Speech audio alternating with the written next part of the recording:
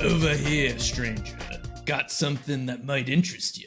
That's right, folks. We're selling goods, we're selling wares, we're selling the Red 9. We're talking about the classic game, one of the most Hello iconic Kitty Island Adventure. One of the most iconic survival horror, action horror games in the genre. Released. I mean, it's the last true survival horror before they went full action, right? Because 5 and 6 were full action games that people did not like. Let him actually introduce the game first. For sure. No. For sure. Keep them waiting. We're talking about Resident Evil 4. And specifically, we played the 2023 remake and are speaking to that game from a narrative gameplay perspective, but this is meant to also serve as a holistic discussion around Resident Evil 4, both the original from 2005 and the remake and its legacy. Andrew wanted to punish me personally. This is a personal attack upon me, but he wasn't, at least he showed some restraint and didn't make me play the original one as well. So I have to thank him for that. I couldn't do that to myself. You said you were going to try, and that ultimately... I did try, and I played through the opening village sequence, which we'll definitely discuss, and then said, nope, I like my modern comforts. I'm not going to torture myself. Anyone who knows Andrew knows that making him play anything realistically at this point, let's say 2016, is just...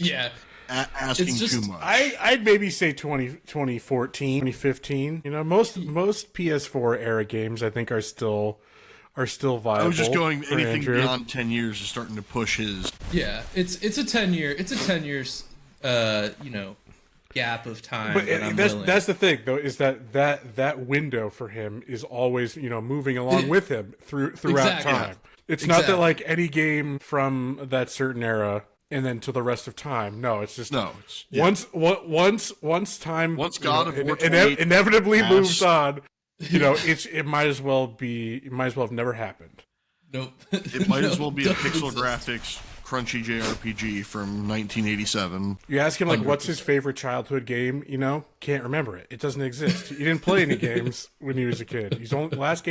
First game he ever played, was in 2014. Not I know you're joshing me, but that's closer to reality than I would be like to. They say, well, I'm currently, engrossed in a 2004 crunchy JRPG as we speak, and I am playing Metal Gear Solid 3 Delta. Okay, well, there's some wiggle room. There's some give and take. There's still technically a modern remake of an old game. Yes, but there's the design for sure.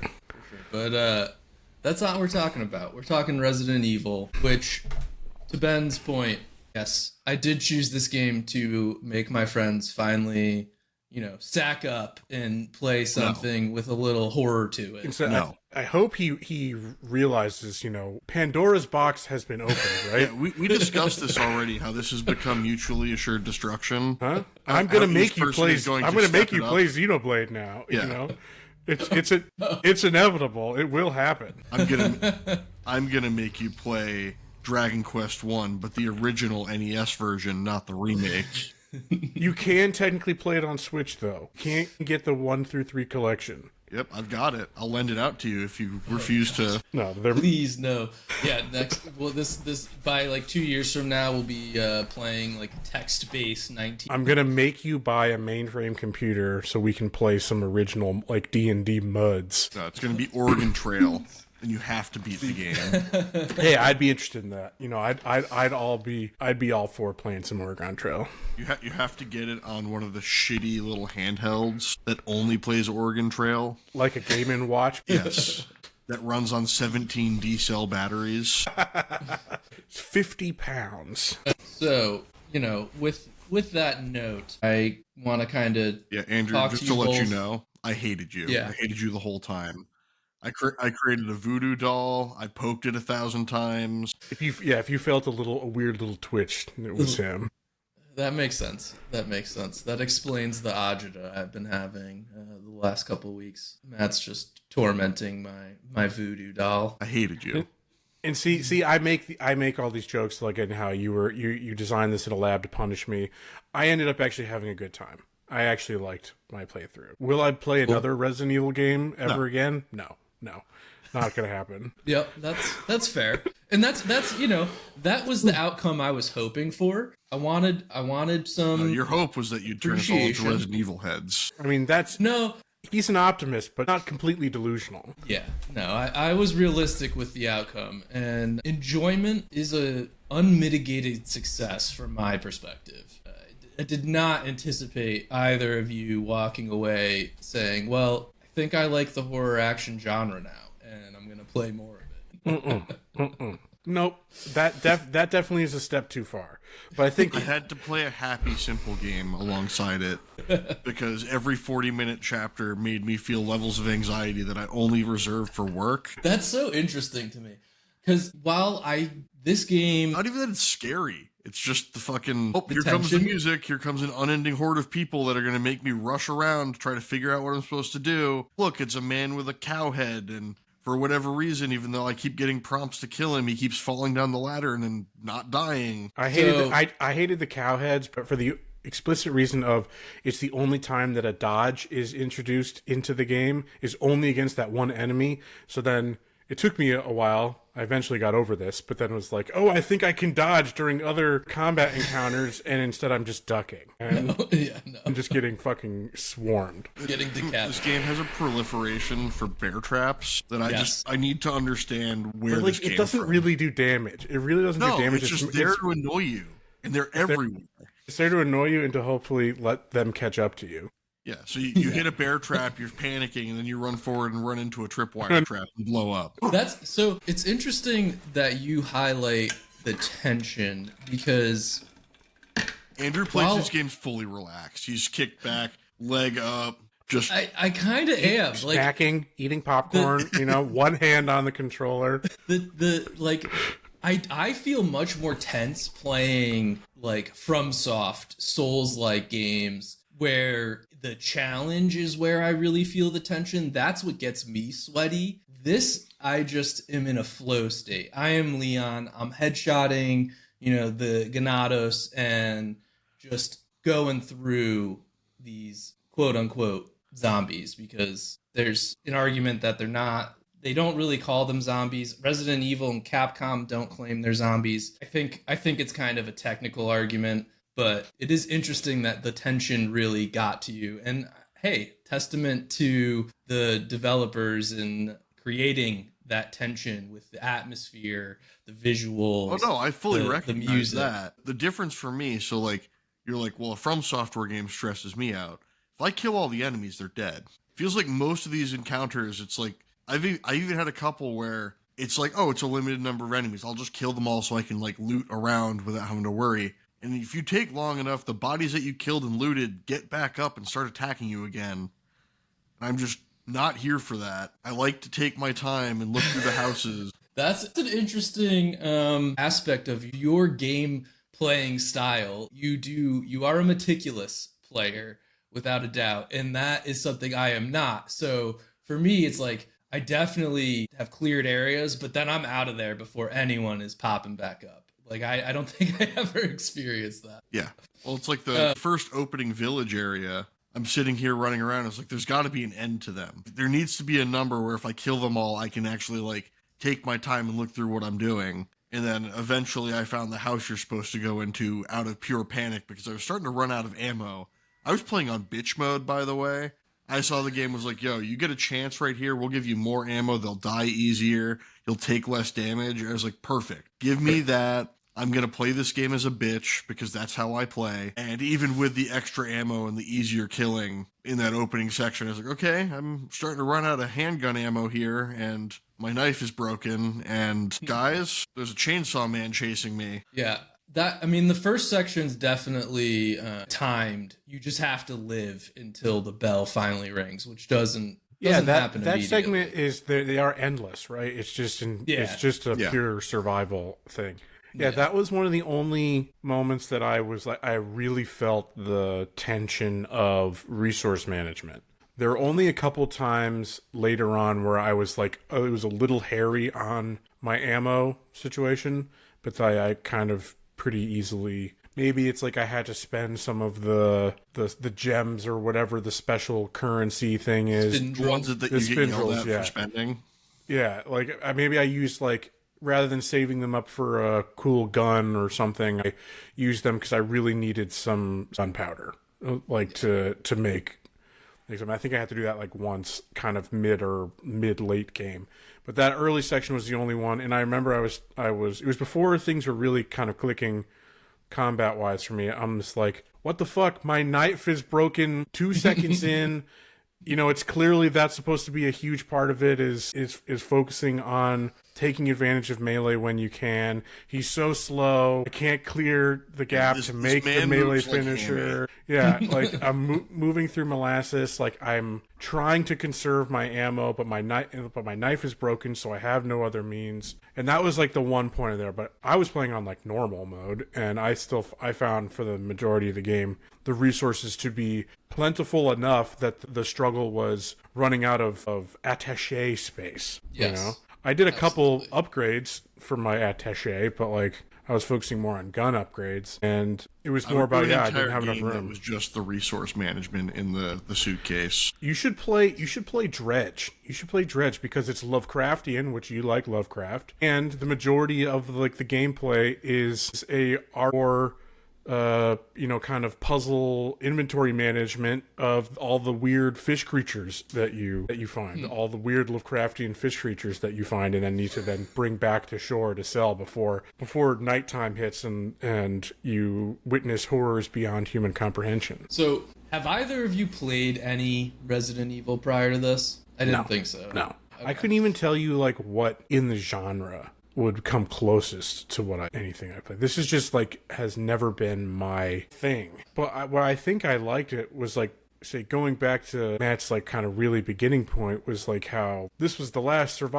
true survival horror before they went kind of full action. And in my mind, I can really see that that's the trajectory that it's going. And like why I liked it is because it was, in my mind, if you're splitting it survival horror and action, you know, it is way more along the spectrum to action than survival horror.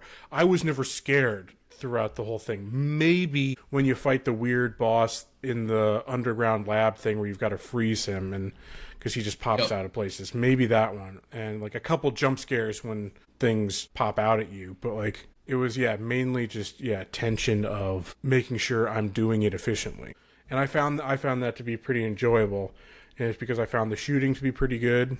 And just like that it was kind of just well-paced and linear, and I felt the sense of progression and that I was making my way through it and I wasn't lingering in these spaces that made me uncomfortable. So as like a non-horror enjoyer, it kept me moving. My issue with the Resident Evil franchise has always been it never has anything to do with the movies. Where's Mila? Why am I not playing as Mila? Yeah, that would be an incentive right there. Playing as Mila Jovovich.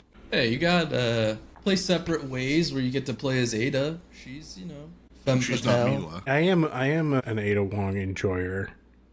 I was intrigued by her. I would completely agree. By the mystery that she kind of represented. And obviously it was emphasized by my lack of appreciation or knowledge or whatever from the clear history that she and Leon already had from previous entries. And so it was just, she was just like a kind of an unknown quantity that made me want to know more. Not enough to play the DLC though. No, not enough. All right, fair enough. I mean, I won't make you do that. YouTube watch a clip. Yeah. So let's get into it. Resident Evil 4. We'll chat through kind of the narrative, and then we can kind of chat about what we like about the story, where we think the statement that the creators are making. What's the purpose of Resident Evil 4? What's its message? So I'm not going to go too crazy with the narrative, but we start off with Leon S. Kennedy, our Resident Evil 2. Leon Sandcastle Kennedy. That's what the S stands for, Sandcastle? Yes. Canon? I was unaware. So he's, our protagonist. He's introduced in the Resident Evil 2 game. He's a cop in Raccoon City. That all goes to shit. The trauma of Raccoon City lingers with Leon, his inability to save some of those people within Raccoon City and its destruction by the Umbrella Corporation, who really doesn't play much of a factor here in Resident Evil 4 outside of just that general background information. So the game opens with Leon pulling up to Valdalobos, which is a village in Spain. And he's been sent there on a mission to recover the kidnapped daughter of the president, one Ashley Graham. Ever really explained how they kidnapped her and why they wanted the president's daughter? Like, that seemed very much like we need to kind of appeal to the American market to make it feel like this is a story for and about them. So yes, both those things are answered. First, the Los Illuminados, who are the big bads, the cult that has abducted Ashley Graham, want to use her as essentially a Manchurian candidate.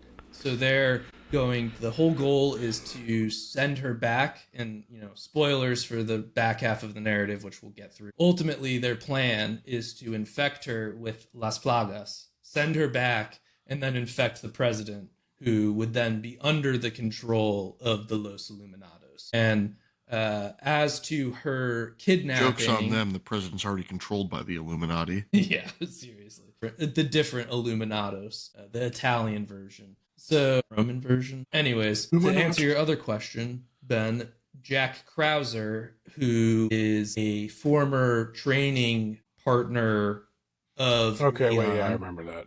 Assists. He's how they've kidnapped her. He essentially kidnaps her from college is more or less the plot. I didn't know if it was like she was on spring break or something, was partying it up in Mallorca or something, and they kidnap her to this.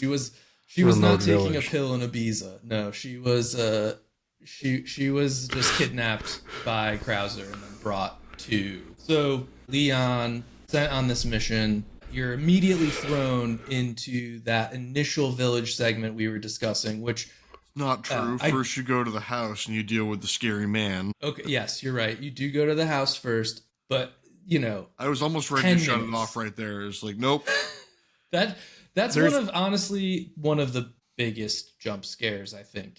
There's always a big scary something. It's like this was their version of, what was his name? Mr. X from RE. Is that RE2, right? Yes. Yeah. Mr. X from RE. Or the whatever the other one was in RE. Yep. Isn't that just the Nemesis? Isn't that just the Nemesis thing? Yeah. 100%. And Lady D was that for Village, but just sexy. And now they have the character who's definitely not the main character's mother, who's been zombified into some big non-sexy monster. In the news, in the upcoming Resident Evil 9. Biohazard also had the father who chased you around the house. Yeah, he's terrifying. He's like made of bugs or something. He is. So Leon goes to that first house, as Matt said, and then you end up in the village, which I do want to just talk about because I think that opening village segment is one of the best opening levels in action games still. Really throws you to the wolves. It's almost an immediate kind of skill check. You get all of the tension of that resource management, as Ben was mentioning, right up front, and it really requires you to almost immediately get into the flow of combat within this game. If this was like my genre, in a lot of ways I would almost be let down by how good the opening is, in that the opening is so good and it doesn't quite hit that height of the tension of, say, the resource management and the true survival aspect of it. I found that to be the hardest and most tense part of the game. And so for me, as a non-genre enjoyer, that was fine. Like, I liked the peak kind of. I got over that hurdle right away and then kind of settled into a better pace for myself.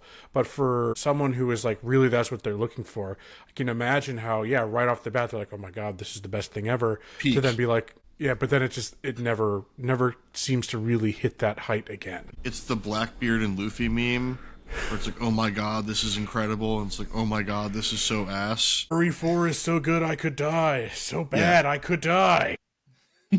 I was sitting there, I was like, okay, I did this all right. I'm stealthing around. No one has seen me. I stealth killed the lady. I'm, making my way to the door to get out of here. And it's like, now I feel punished because even though I did everything right, now they're all here and they're looking at me and I'm shooting them and there's just more of them. Here comes Chainsaw Man, but not the cool Chainsaw Man who merged with a little dog. A terrifying Chainsaw Man who wears a bag over his head. Who apparently, I read about this later. You can kill him, I guess. Yeah, you can kill all the chainsaw guys. It's just incredibly resource intensive, and you gotta sink some lead into it. Because like the chapter 2 Chainsaw Man, I dumped 3 point blank shotgun shots into his face and he didn't flinch, and I was like, cool, he just can't die. Run. Well, yeah, it's because the weapons haven't been upgraded at that point, so they become more manageable. Except for like, there's the one part where you've got like the 2 lady chainsaw men who. It's when he does the notorious backflip scene where he's like, putting his ear up to the wall and then the chainsaw comes through and he does the pointless backflip. Backflips are never pointless. Style points will always win you battle. They're like the next kind of toughest one, but beyond that, they become just kind of a slightly tougher enemy. Yeah, once you upgrade your guns, they become... I mean, I was all about upgrading my pistol because it was the only thing I could continuously afford to upgrade early on. Absolutely. Pistol's goated. And I definitely wanted my reload speed not to be like, pull my clip out, fumble around for a little bit. I was definitely a Red 9 enjoyer when I had the big stock for it and fully upgraded. Red 9 is a great gun. Anyways, back to the narrative. Leon infiltrates the village. We're going to kind of go through this quickly here. Meets up with a individual named Luis Serra, who we come to find has a background working for Umbrella Corporation as a scientist. He has ties to Las Plagas and the Illuminados, but he has started to question whether the work he's done for these organizations is beneficial to anyone except those in charge, and at what cost to his humanity and the humans surrounding him being directly impacted by these bioweapons. Ultimately, Leon is able to rescue President's daughter, Ashley. They start working together. He meets another character named Ada, as Ben mentioned. Him and her have a history. She's in, I believe, Resident Evil 2 is her first entry in the series. She's a questionable character. She's a spy. We don't understand or know her intentions, but she assists Leon most of the time, or at least provides some aid while also stabbing him in the back or doing something that is not to. And as Leon continues, there's, the village. You then move to the church, where he encounters kind of the first sub-boss in, his name is Vitores Mendez, not Nestle. Well, that's the big guy. Yeah, that's the big guy. Is that when you fight? Is that when you fight him in his weird big spider form? Yes, exactly. That happens in the castle. No, you fight him in the spider form in the It's not in the castle. You fight Salazar. It's right before. Yeah, it's in the castle. It's before the castle. It's as you're finishing up the village, you do fight him in his spider. That fight, it really felt like you could feel the kind of PS2-ness of it all. And that, like, you start up on, like, the higher kind of platform, and I'm literally just running back. I'm running from one end, shoot, run to the other end, shoot, run back. And, he never touched me. He's this big, menacing guy, and you can see how that would be much more difficult with using, fucking tank controls. But, like, in modern format, it was a pretty easy fight for something so, Did the original RE4 have tank controls? Yes, it did. While it was over the shoulder, you still had tank controls. That's what I couldn't remember, because I know it was obviously a GameCube game and considered to be, one of the GameCube goats, especially with the GameCube chainsaw controller. Hell yeah, classic. The camera change when I was just like quickly reading about it was like one of the biggest changes. But yeah, it still had, from my little bit of research, still had the clunky control scheme. But then it's like, he's about to shoot, he's about to throw a big flaming barrel at you. You shoot him and stun him, and he does damage to himself. In the second phase, it was pretty gimmicky as far as boss fight. Yeah, that one is probably I mean, that's typical of most of the older Resident Evil boss fights in general. That most of them involve just, positioning yourself to hit weak point and then run around and reposition yourself to hit weak point. And the original also was a much more, it wasn't heavy on QuickTime events, particularly for its time. They had reduced QuickTime events comparatively, but they reduced those further in the remake. So my thought is a lot of that boss fight was also probably more QuickTime event based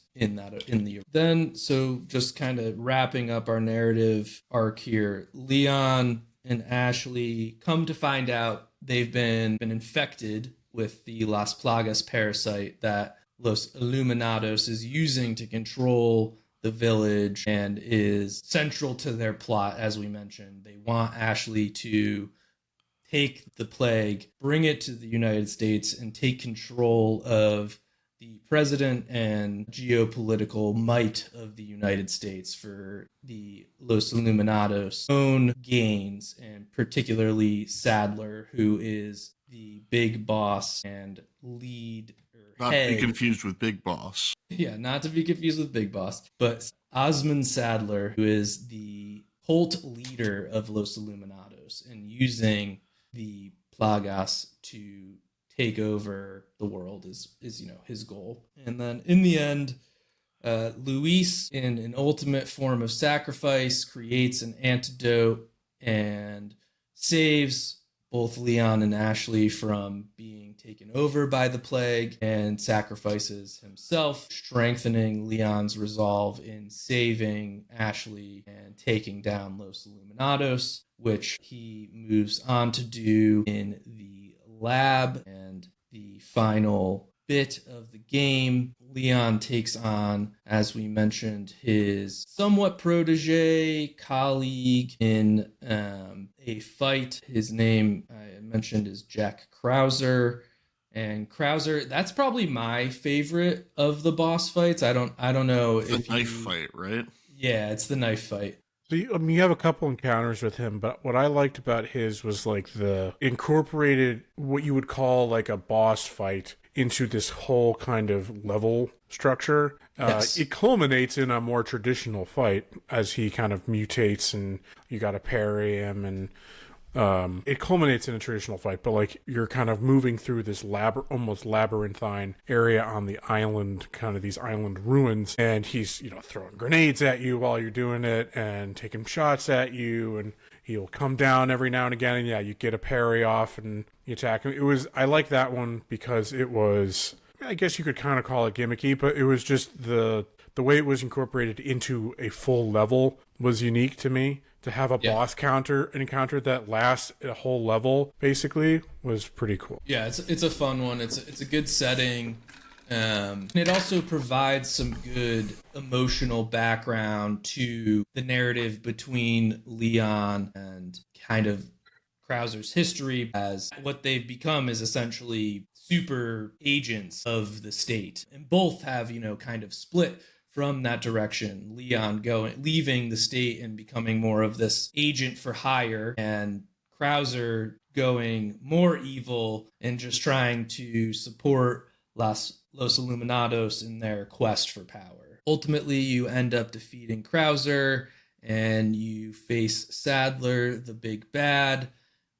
Wong shows up and provides you with a grenade launcher or RPG. Rocket launcher, RPG, which you use to take Sadler out. Ada takes a sample of Las Plagas with her, and you and Ashley escape the island as it explodes, riding away in style on a jet ski, a hair blowing in the wind. And that's kind of the end of the story. I mean, I think you get another scene where you find out Ada does not directly hand over the Las Plagas plague sample to Albert Wesker, the main protagonist or main antagonist of the Resident Evil series up to this point.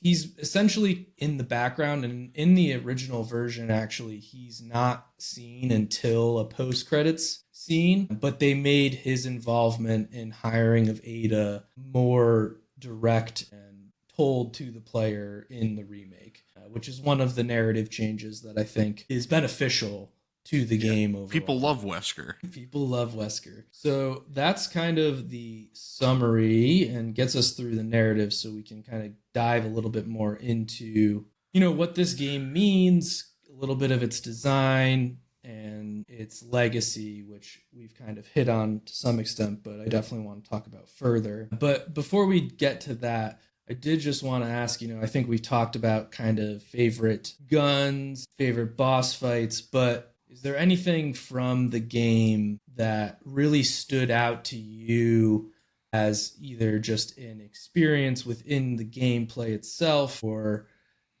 a certain environment that you found to be particularly stressful, haunting? Yeah, where did you really have this game seared into your memory? What was it that you'll take away from playing this game? I mean, for me at least, like we've talked about it enough, but like the opening section is a pretty good job of walking you through, like you get a little bit of the horror. We're creeping through the woods and going to the house and, trying to find the cop. And you get a lot of bit of the tension when the music starts to kick in when you're in the village and you just got to try to figure out what the fuck you're supposed to be doing, and, running into bear trap after bear trap after bear trap because, this village is clearly set up for, a thriving populace to exist and definitely isn't designed to gamify and catch you as you run around and are looking up and not down at the ground constantly. But like for me, the thing that this game, so obviously it's a 2023 remake that we're talking about, like it's really pretty. Like they did I played it on quality mode. Like the graphics in this game are very, very top notch. There's a lot of like the sound design is really good. I hate it so much. I hate the sound of all of the creepy crawlies and the villagers. I can't stand it. I can't imagine trying to play this game with like headphones on and just being like fully wrapped in it. Like I had to play like windows open during the daytime. Like, hello sunshine. Thank you for providing another day of drought to my land while I try to survive this horrifying experience that I'm putting myself through. But like I can see why people like these games. I get it. I 100% understand why like you would definitely enjoy this game and why other people definitely enjoy this game, but I can't. Too much. It's funny.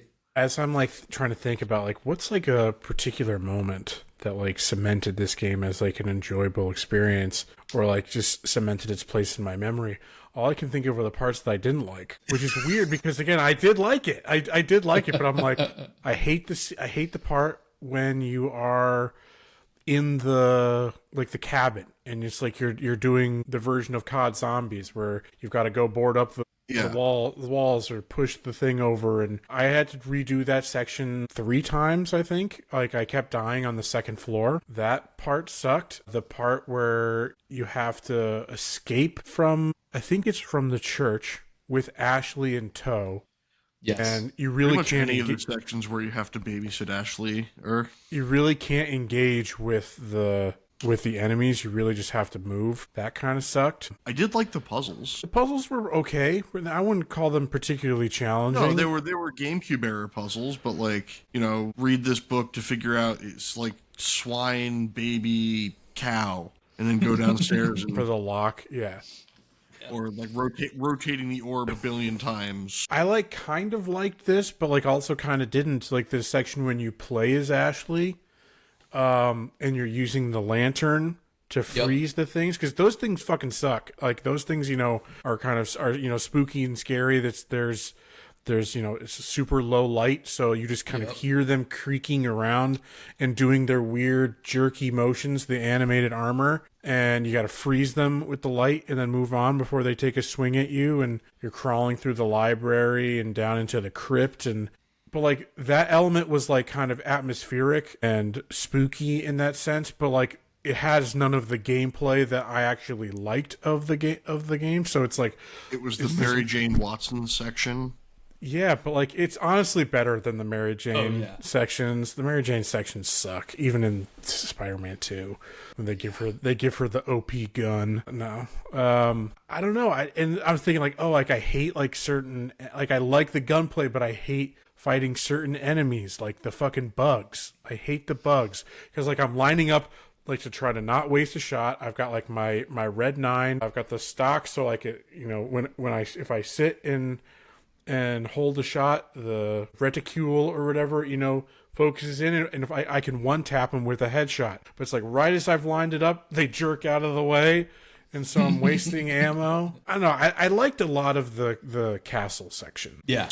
I took some damage. I don't think I died, but like maybe I died once. But like I liked using the cannons to kill the big guys on the ramparts of the castle. Like entering the castle was fun. And again, I'm just like reminded of certain elements I just like didn't like, but like it wasn't like. I mean, this is a microcosm of how the human mind works, where it's really easy to remember the things you don't like and the things that you hate because they stand out better.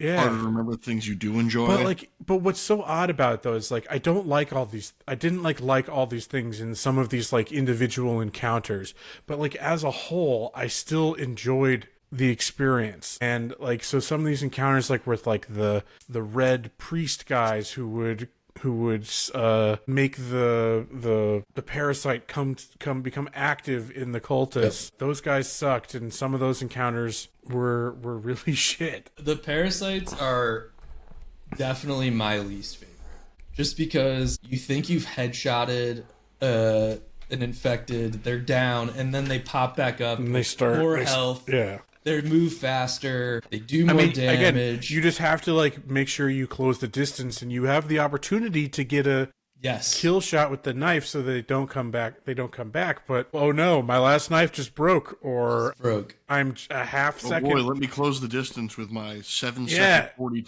Oh my god! I kept, even when I like had turned the corner and was like, okay, I get it. The combat feels good. I've gotten into the flow state. I'm like texting Andrew. I'm like, it's still just, he is one of the most unpleasant characters to control. When he's shooting, it's great. It feels great. Yep. But doing anything else sucks. Yeah, my favorite is when you run into like a locked door and it's like, oh, now I'm trapped in this locked door animation while I'm being chased. Or a locked door where you have to interact with it multiple times before you kick it open. Yeah, he's I do agree with you, Ben. The gunplay, the combat is peak. Like it's some of the best for me. It's very tight. It is very tight and well tuned. It's so good. They did a great job bringing that to the remake, because I felt that playing. Like, I did play Resident Evil 4 when it came out on the GameCube at a friend's house, actually, and we did you have the chainsaw controller? No chainsaw. It was a classic sleepover video game rental night, and we played through like half of it. Your friend's parents let you guys rent Resident Evil 4? Yeah. It was, hey, single mom, all right, she didn't know what was happening. She was drinking wine on Xanax in the living room. But I always appreciated the gunplay, and I think that really translates to the remake and is present in both versions.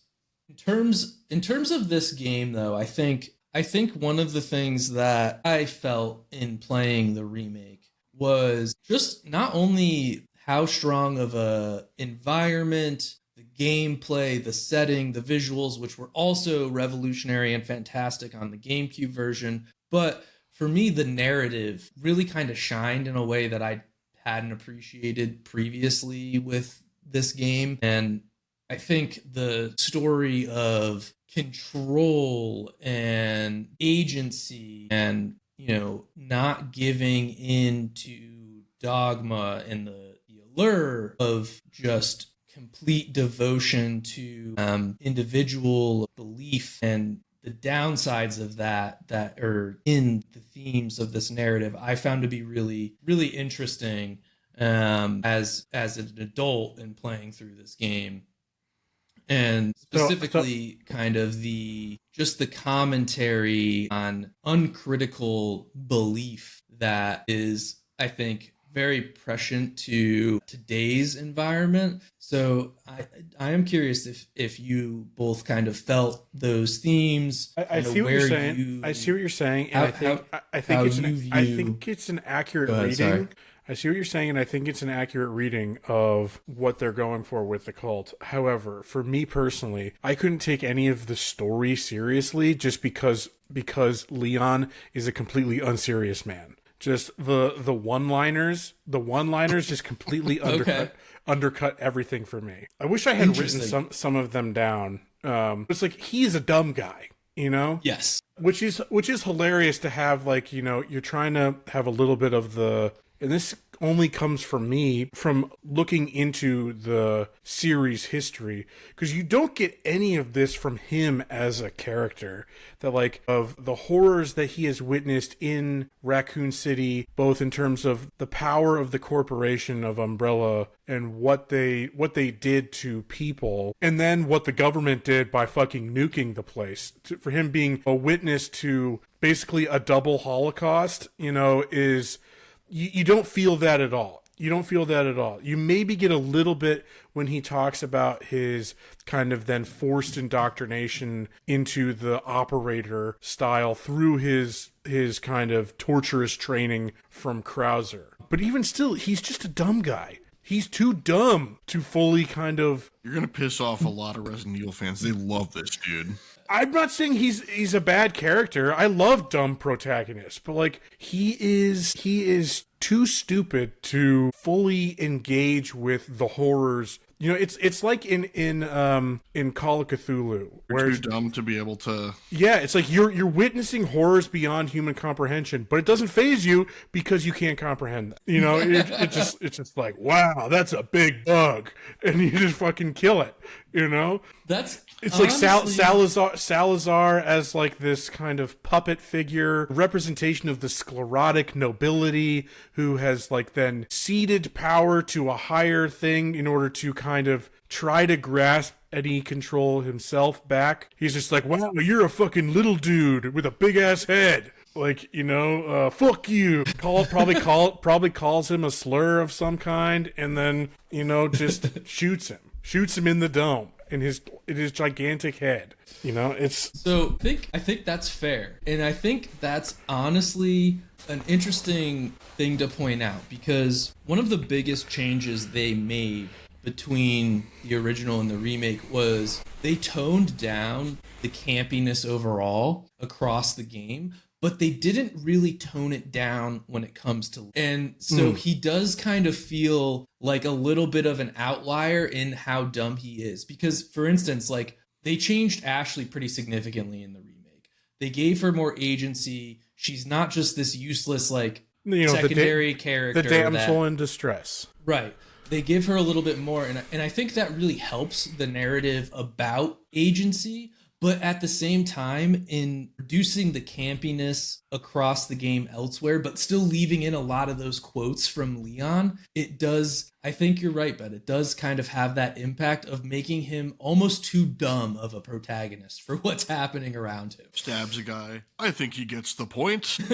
But I do really enjoy this idea of like the dangers of sycophancy, the dangers of uncritical belief. Are you trying to connect a video game to modern political climates? Maybe. Because this is a game this from isn't 2005 game. when games weren't political. So yeah, this is well, here's the Resident Evil as a whole, I take the political themes more from its overarching narrative, right? That it is obviously anti-corporate, but also the whole scenario of Raccoon City is kind of, it's a perfect encapsulation of its kind of critical message that, you know, corporations can't be trusted. They are driven by the kind of purest distillation of power. But then the government is so inept in that it has kind of allowed for the corporation to take over and to take control away from it,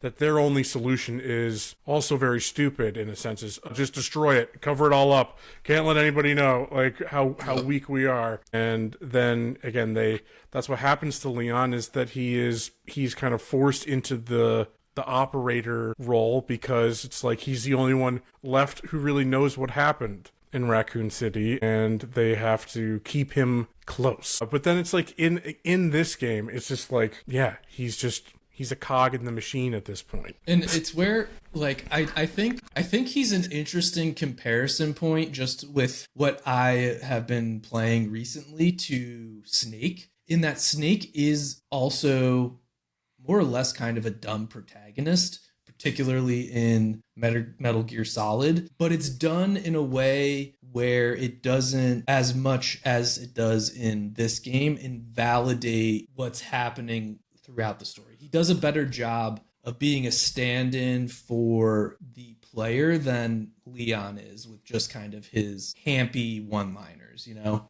If that makes sense. I'm just like reading some of these lines on Reddit, and they're very fun. Yeah, there's some good ones. So ultimately, though, I think that critique, though, and messaging is then further, the one additional part of it that I think is good and that I took away is that it's not saying you can't have community and partnership. You can't be an individual, but still have these human connections that help us. And it's not fully, you know, just giving into the mind hive.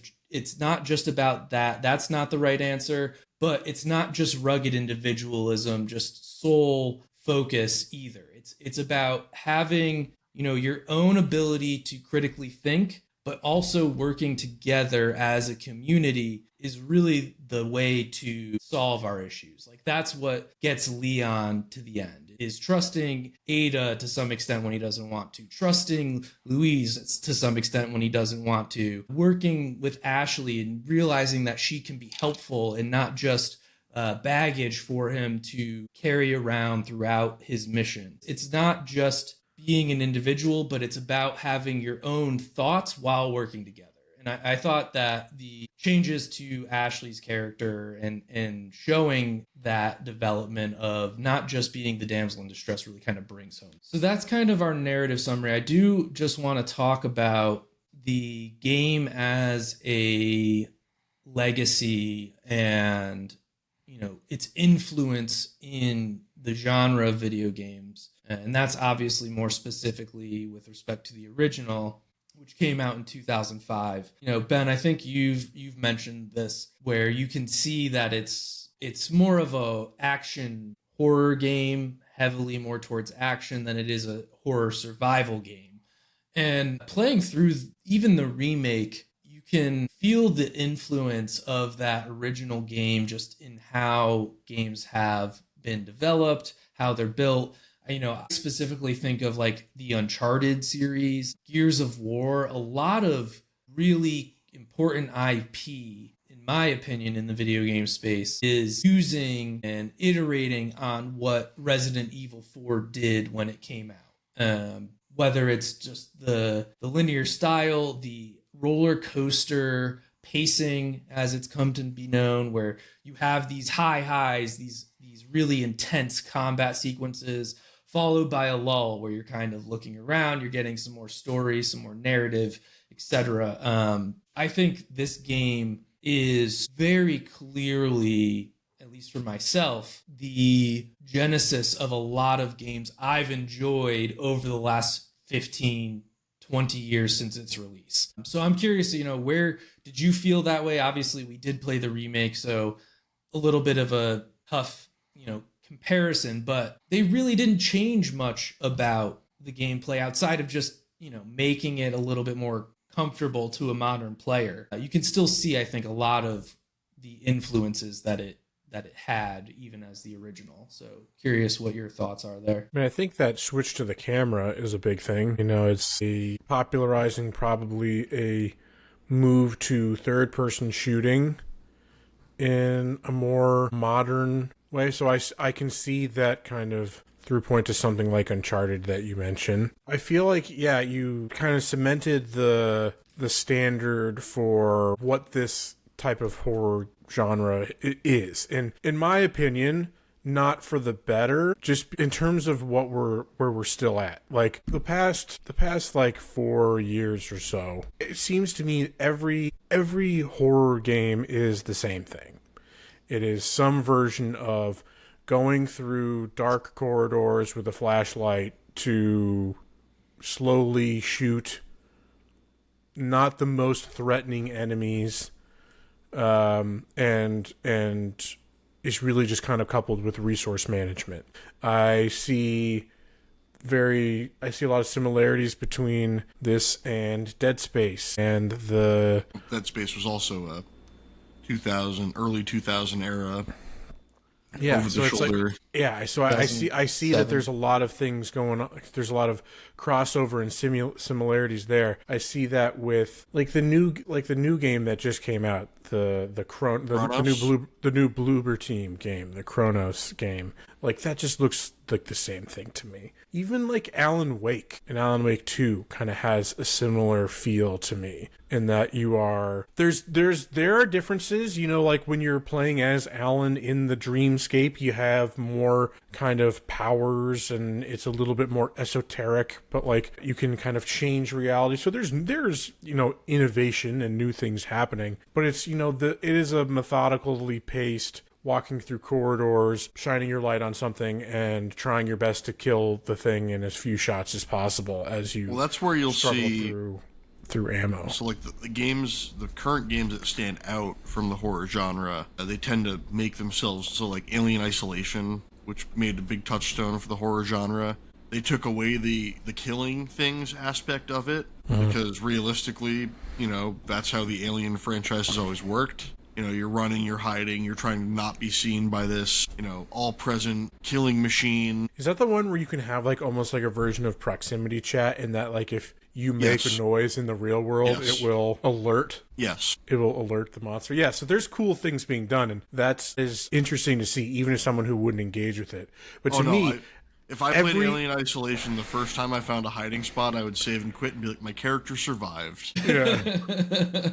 Like, every showcase that we see, like people, get tired of, and I understand why. It's like, oh, every new action game is a Souls-like. Every horror game is essentially the same thing for me. Like, is just a version of this type of gameplay. And I see little iteration in terms of the big names and what gets the most media attention. So for me, its legacy has been that it was too good, in the sense that everything has just tried to exist in its shadow since then. That's what happens generally with something that defines a genre for a bit, is everyone starts chasing it, trying to, follow in its footsteps to make the next thing that will be the touchstone. There aren't a lot of companies out there who are currently willing to, try something different and stand on their own out of fear of, well, if it fails, I guess we just have to fire most of our staff and potentially shut down our studio and not continue to make the things that we want to make. I think it was the Devil May Cry / Dragon's Dogma producer or director. Is that Tsune, right? Yeah, who recently said, like, I'm not making the games I want to make because there's a chance they won't sell. Yeah, I think you make a good point, Ben, that it stagnated this genre for the last 20 years, I think. And I hadn't thought about it in that lens, actually, but you're right. Like, it's the horror action game space has really been, at least the AAA space, has really just tried to remake this game with various slight changes to the formula for the last 20 years. And I think that's why I don't really, as much as I love the horror genre, cross medium, I don't play many new horror games because I think this and Dead Space and Silent Hill, those are the peak of it, and we've really not seen anything iterate in a way that is interesting enough to engage me beyond just making me want to revisit those titles. So, which is why they keep getting remade. Right, which is why, they keep re-releasing. Why we're getting all the Silent Hill remakes. Why Capcom has, bankrolled a shitload of Resident Evil remakes. Yeah. So I guess that would be the downside of to Matt's point. This game was kind of too good for the genre's own good. The powers that be are chasing those more secured dollars. They know things like this are selling, at least to some extent. But we'll see. Hopefully we do see some new iteration in this space, because I would like to see someone do something that is a little bit different. I mean, I think the psychological horror space, I think Senua's Saga. You're interested in psychological horror. Do I have an interesting game for you that we will be playing next month with Doki Doki Literature Club? All right. I'm slowly getting him into the anime waifu genre by making him play a horror game. But yeah, that is an interesting, both mechanically and kind of meta-narrative way of doing something interesting with psychological horror. That's, there's no combat. It's a fucking visual novel. You're gonna get him in trouble with his wife. Nah. Just make her go out of the house for an afternoon and play it in one sitting. You can beat it in 4 hours. All right. I can do that. I can get away with that. Pay for a spa day. Yeah. Yeah. And then Why buy not? an anime Spa day for waifu both pillow. of us. And then buy a Spa day waifu for pillow. Comes home to a real doll. Got a noose hanging around its neck. Spoilers. He doesn't know what I'm talking about. I know. I have no idea. Closing thoughts, though, I do just want to say, as much as we lament some of those remaking ideas in the industry, this remake is, I think, an example of how to do it really well. They capture the essence of the original, doesn't change the narrative in a way that's negative. In fact, I think it bolsters it. Let's be clear, right? That we are, kind of part of the problem in the sense that for me, it's like I'm further incentivizing these companies to not iterate and to not experiment and not commit to new things because it's like, I bought the remake because I never played the original. It's, I can't necessarily be faulted because I want to, experience the... I mean, that's why they do it. There's an entire generation of gamers who were born after that game came out. But hard enough to do the math on this, but there are 20-year-olds who exist right now who did not... Yeah, I know. It hurts. Yeah. Psychological pain. One of the apprentices for the electricians I work with is 22. I was just like doing the math on it. I was like, your life is horrible. He's only had consciousness in the bad times. Yeah. I fully admit that, I'm part of this problem by, maybe could I have gone and played the original instead? I guess. But I would probably have never done that. And even if I tried, I probably would have gotten not even as far as you did, Andrew, when you tried playing this again. Which, by the way, where did you try playing it? How did you? Is it available? You can play it on Steam, can't you? Yeah. Okay. Because I'm pretty sure all of the original Resident Evils are on Steam. I think I bought them in a combo pack for $20 because I was like, I will eventually play these games. And then they just became, vaporware on my computer. That's like with Classic me in the older Elder Scrolls games. It's I'm interested in seeing the history of Morrowind.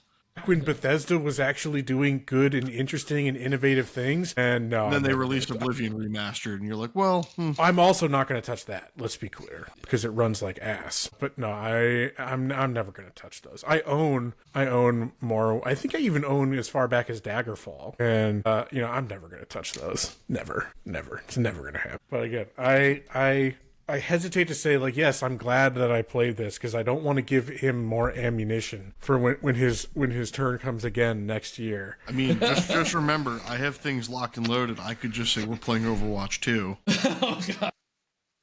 No, you're not making me subscribe to BattleNet. That's we have to put a line in the sand.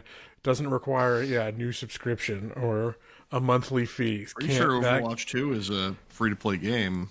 Can you play it anywhere outside of BattleNet, though? You need an account, but it doesn't cost you anything. Yeah. It's a human cost. Yeah. But I mean, think about it. You could be a Winston man. Winton. Andrew could play Diva, the Korean gamer girl. Don't you do this to me. Yeah, no, don't worry. I won't make you play Dead Space 2, which is actually scary. That is significantly more jump scary. We need to than rotate so that Andrew's the first one next year. So that we know what buttons we have to push. Yeah, we can't just, react down the road. But, I appreciate you both for suffering through. Your stamina is like I said, I needed a happy, easy game alongside it. so that I can stop being anxious and just go. Were you just like, ooh, playing Donkey Kong, or is it something else? Digimon. Just my happy little digital monsters and my Japanese characters and people with text boxes. Yeah, so I already mentioned it, folks. Next month we're gonna, the scheduling doesn't quite line up. It would have been good to play the horror game during spooky season, right? So next month is like my ancillary pick, and so I wanted to go with something spooky and something strange and anime women are both spooky and strange. And so it's just like, I realized that both of my picks for this year basically, I didn't want to do something like a genre or because I could have done something like visual novels or whatever. But that's the realization that both of my picks for this year are visual novels, basically. What was your December pick? 13 Sentinels. Yeah. So there's more to that than just the visual novel. But in my opinion, the visual novel is the actual good stuff. So what we'll do next year is I'll pick Xenoblade Chronicles 1, and you pick Xenoblade Chronicles 2. Yes. Just clear your schedule, Andrew. That's like 300 hours of content you got to get through. I'm not playing anything else except for Xenoblade from Think about it. You'll get to meet Fiora. You'll get to meet Poira, Mithra. You'll have nightmares of Mithra stepping on your balls. Doesn't sound like a nightmare. Heel she wears, so the pain. It feels so good. So that'll be next month. We'll have some other things in between then, but something we've got a theoretical Nintendo Direct coming up this week, which they of course won't confirm until the day before. It's the day before is whenever they confirm it. Yeah. So we'll either find out on Wednesday or Thursday, and I really hope they announce it Wednesday so that we get a 9/11 memorial Nintendo Direct. The comments of just Nintendo, make September 11th. I really hope that they do that. All right, Andrew, thank you for leading us through this, and I won't thank you for making this your pick, but I don't curse you either. I'm glad I played it. I'll never be playing any of them ever again. You can have fun playing 9. I will. I won't. I will keep my horror fascinations. Appreciate All right. going on the journey. Till next time, we will see ya. Bye-bye.